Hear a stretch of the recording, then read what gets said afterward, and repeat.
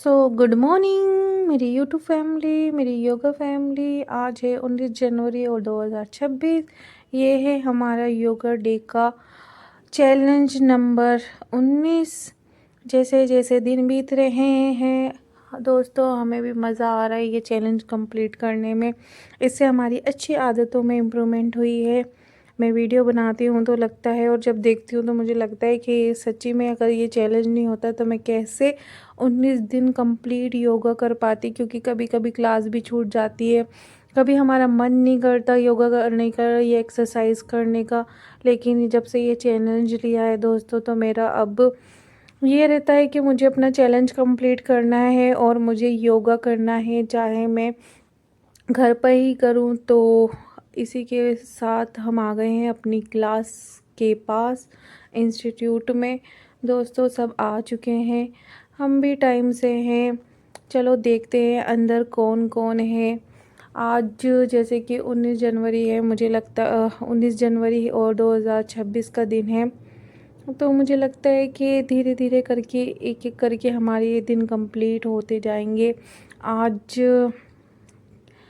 देखो दोस्तों, हमने अपना मैट बिछा लिया है, योगा करने के लिए हम तैयार हो गए हैं। हमने अपना प्राणायाम शुरू कर दिया है, और इसके बाद आप जानते हैं कि जैसे हम अनुलोम विलोम शुरू करेंगे, फिर उसके बाद कपालभाति करेंगे। अब मुझे इतनी हैबिट हो गई कि आराम से मैं इन योगा आसनों को आराम से कर पाती हूँ। अब मुझे दिक्कत नहीं होती अपना ध्यान एक तरफ केंद्रित करने के लिए। अगर हम कोई चीज़ कंटिन्यू करते रहते हैं तो हमें धीरे धीरे उसकी आदत होने लगती है, और हमारी उन क्रियाओं को करने में काफ़ी हम निपुण होने लगते हैं।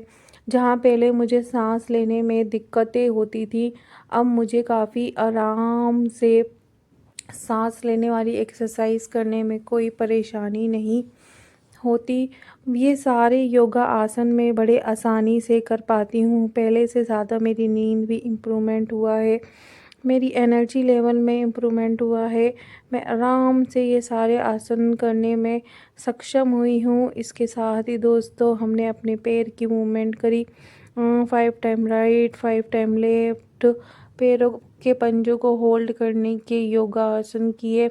फिर उसके बाद दोस्तों मैम ने पैर को पुश करने वाली एक्सरसाइज कराई। फिर इसके बाद दोस्तों मैम ने हमारे दोनों हाथ को वाइड दोनों तरफ अच्छी तरह खोल के अपनी तरफ पुश करने के लिए बोला, जिससे हमारे जो कंधों की एक्सरसाइज व मसल है उसमें खिंचाव होता है।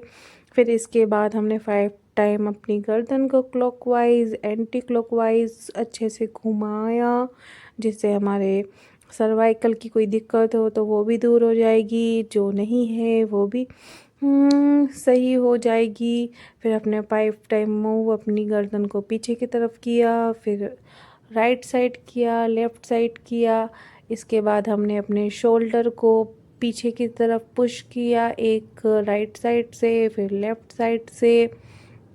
इसके बाद दोस्तों हमने ऊपर दोनों हाथ करके, हाथों से नमस्कार करके अपने कंधों को ऊपर की तरफ पुश किया, जिससे हमारी मसल्स में खिंचाव हो। इसके बाद हमने उल्टा नमस्कार किया।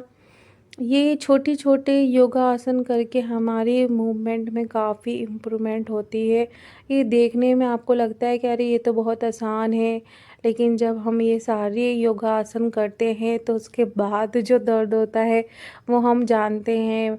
लेकिन जैसे मैम का कहना है कि अगर आपकी मसल्स में दर्द हो रहा है तो मतलब आप का शरीर उस चीज़ पर काम कर रहा है, और उससे पता चलता है कि आप जो एक्सरसाइज कर रहे हो वो काफ़ी अच्छे तरीके से कर रहे हो।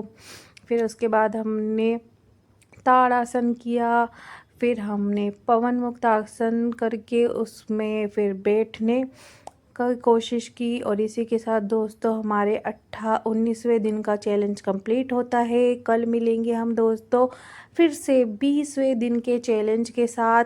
लास्ट में हमने थोड़ा बैडमिंटन खेला। बाय।